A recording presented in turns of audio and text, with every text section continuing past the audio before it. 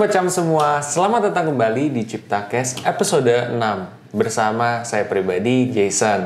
Nah, di samping saya sudah ada Direktur Utama dari Cipta Dana Aset Manajemen, yaitu Ibu Paula. Selamat pagi, Ibu Paula. Selamat pagi, Jason. Selamat pagi, sahabat Cam. Hai. Nah, hari ini kita bakal bahas soal investasi bodong nih, tapi lebih santai. Nah, kira-kira gimana ya ceritanya? Oke Bu, jadi kan saya pengen ngobrolin soal investasi bodong Bu. Nah, investasi bodong itu Ibu pernah ada cerita nggak Bu? Teman-teman Ibu investasi bodong pernah ada pengalaman nggak Bu? Tentunya banyak ya. Kalau kita lihat data, sampai saat ini OJK itu sudah menerima pengaduan. Itu jumlahnya tuh banyak banget, ribuan pengaduan terkait investasi bodong. Dan dengan nilai yang sangat fantastis, kalau nggak salah di atas 45 triliun rupiah. Wow, besar. Gede banget. Gede. Nah, jadi investasi bodong ini apa sih? Biasanya investasi bodong itu menggunakan skema Ponzi atau skema piramida. Ya. Yang ada di puncak-puncak itu biasanya si pemilik usahanya, si oknum-oknum ini. Nah, mereka menawarkan bisnis ataupun produk buat investasi di mereka. Jadi mereka mengumpulkan investor, masukin duit, kemudian investor yang dikumpulkan itu juga mencari lagi temennya, saudaranya, dan lain-lain untuk masukin duit lagi ke situ. Itu kayak MLM ya Bu ya? Seperti itulah. Terus begitu. Jadi biasanya dijanjikannya sekitar biasanya yang pernah saya tahu, misalnya uang 5 juta menjadi 95 juta dalam 3 bulan.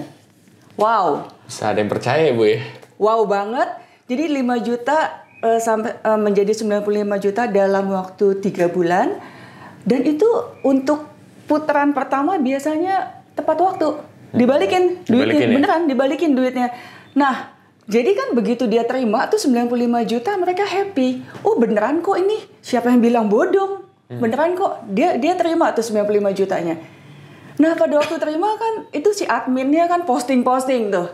Yeah. Dan dia pun juga happy, dia bilang ke temennya, ke family-familynya, bahwa ini bener kok investasinya. Nah kemudian dia akan diminta lagi buat menempatkan kembali uangnya di situ. Mau dong, karena sudah ada sejarahnya 3 bulan dia bisa menghasilkan 90 juta, siapa yang nggak mau? Yeah. Dia tempatkan lagi, semuanya tuh kadang-kadang bisa-bisa aja 95 juta, atau mungkin dia bisa jual rumah, dia jual sawah, dia tempatkan semua. Waduh. Nah, sambilan dia mencari investor lain buat masuk ke dalam situ, kemudian pasti nanti akan ada di mana lainnya macet. Yeah. Macet, mereka nggak bisa mendapatkan investor baru, mereka nggak bisa mendapatkan dana baru buat masuk ke situ. Nah, pada saat itu kejadian, maka skema Ponzi itu akan runtuh. Akan runtuh sehingga si pemilik, si oknum ini nggak bisa mengembalikan uangnya. Alih-alih mendapatkan keuntungan, malahan jadinya oknum ini menghilang. Nggak jelas kemana. Kemudian si oknum ini bisa bikin bisnis baru di tempat baru yang lain. Jadi janji-janji surganya tuh hilang. Itu mungkin karena ya orang udah terperdaya ya Bu. Betul. Ya. Return besar, dijanjiin, udah keluar juga. Betul. Nah, jadi itu membutakan mata mereka juga. Tapi sebenarnya kalau pengalaman orang sekitar tuh kadang-kadang bisa bikin kita berkaca diri kan Bu. Kayak mungkin Ibu ada nggak teman-teman yang kayak aduh kena investasi bodong nih, atau Ibu ditawarin sebenarnya? Oh sering banget. Saya sering banget ditawarin investasi bodong. Tapi yang bukan, dia sih nggak bilang langsung investasi bagaimana. Biasanya yang 1 bulan bisa menghasilkan 8%, 10% itu banyak. Ya. Banyak. Yang terakhir yang saya dengar tuh yang titip dana ya. Ya. Titip dana itu kan mereka menawarkannya via SMS. WhatsApp, Telegram. Itu banyak banget orang yang kena masuk menitipkan duitnya ke titip dana. Ya. Karena dengan maraknya kegiatan investasi di Indonesia, orang juga banyak yang kreatif ya. Kreatif buat ngakalin duit orang tuh gimana sih. Nah, benar. itulah yang namanya investasi bodong. Sebetulnya kalau dengan titip dana ini, kita dengan akal sehat kita udah bisa tahu ini investasi bodong. Tapi masih aja banyak orang yang ketipu karena banyak masyarakat kita mau mendapatkan uang dalam waktu singkat dengan jumlah yang banyak. Kenapa saya bilang titip dana bisa dilihat bahwa ini investasi bodong kalau menggunakan akal sehat? Pertama, ini tidak terdaftar di OJK. Kedua, mereka nggak memiliki alamat yang jelas. Gimana kalau nasabah mau komplain kalau nggak punya alamat yang jelas? Benar, Bu. Kemudian mereka memberikan iming-iming keuntungan yang fantastis. Ya. Nah, jadi apalagi dalam waktu 3 bulan bisa dapat 5 juta menjadi 95 juta, itu kan fantastis banget. Ya. Sebenarnya lebih gampangnya gini, if it is too good to be true, it is too good to be true. Iya, benar sih, saya setuju banget sama Ibu Paula.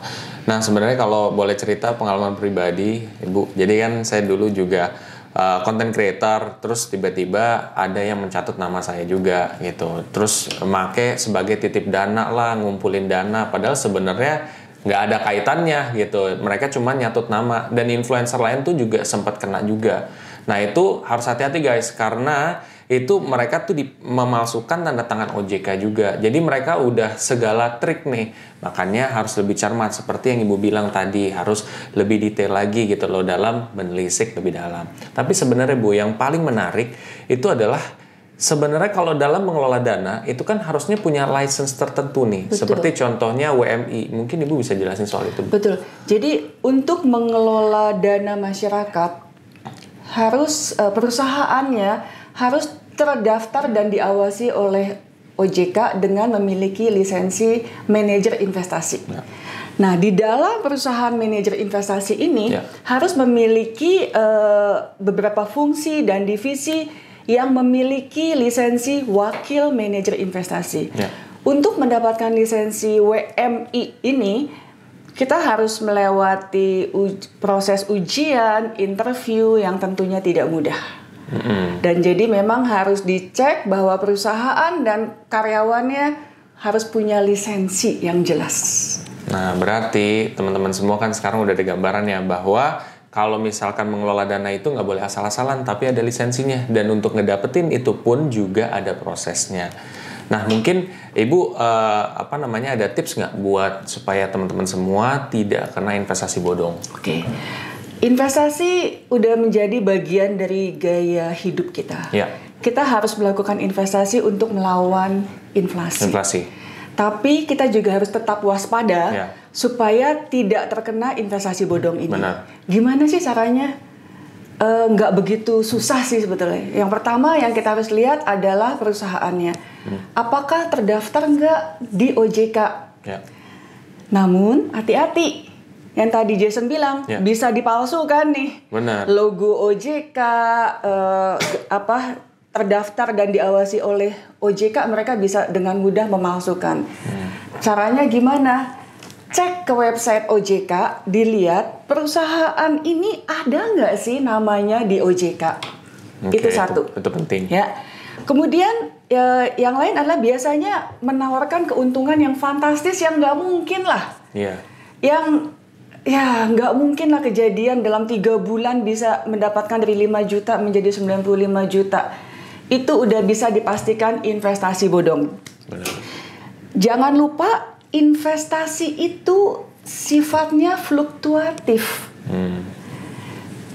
Sangat tergantung dengan perekonomian. Apabila perekonomian lagi bagus, maka investasi kita akan menjadi tinggi. Tapi kalau perekonomian lagi jelek, investasi kita juga pasti akan mengalami penurunan. Nah, dengan investasi yang fluktuatif itulah ada yang namanya resiko. Nah, kalau misalnya tadi dijanjikan 5 juta dalam 3 bulan, pasti dapat 95 juta, artinya tanpa resiko. Itu udah pasti bodong deh. itu udah pasti bohongan. Udah gitu juga biasanya mereka menawarkan dengan kenyamanan, kemudahan yang memanjakan si investor. Oh, pokoknya anytime bisa keluar kok dengan hasilnya. Ya. Jangan mudah teriming-imingi janji-janji surga. Ya. Semakin tinggi hasil yang ditawarkan, makanya resiko yang akan diterima oleh si investor juga akan semakin besar. Jangan mudah tergiur sama iming-iming janji surga, iklan-iklan di Telegram yang menggiurkan lah, yang fantastis. Harus dipikir dengan akal sehat dan waspada. Betul. If it is too good to be true, it is too good to be true. Oke, itu quote yang bagus banget dari Ibu ya. If it is too good to be true, too good to be true. Dan di sini juga harus ditekankan bahwa semakin besar potensi keuntungannya, pasti resikonya juga akan mengikuti. Oke, mudah-mudahan sahabat CAM semua dapat informasi yang sangat bagus nih di video ini juga. Nah, terima kasih Bu Paula atas waktunya juga. Buat sahabat CAM juga terima kasih. Buat kamu semua yang setelah ini tertarik untuk menonton atau mengikuti sosial media daripada Cipta dan Aset Management sendiri, cek aja di kolom deskripsi di bawah ini. Sampai jumpa. Bye-bye.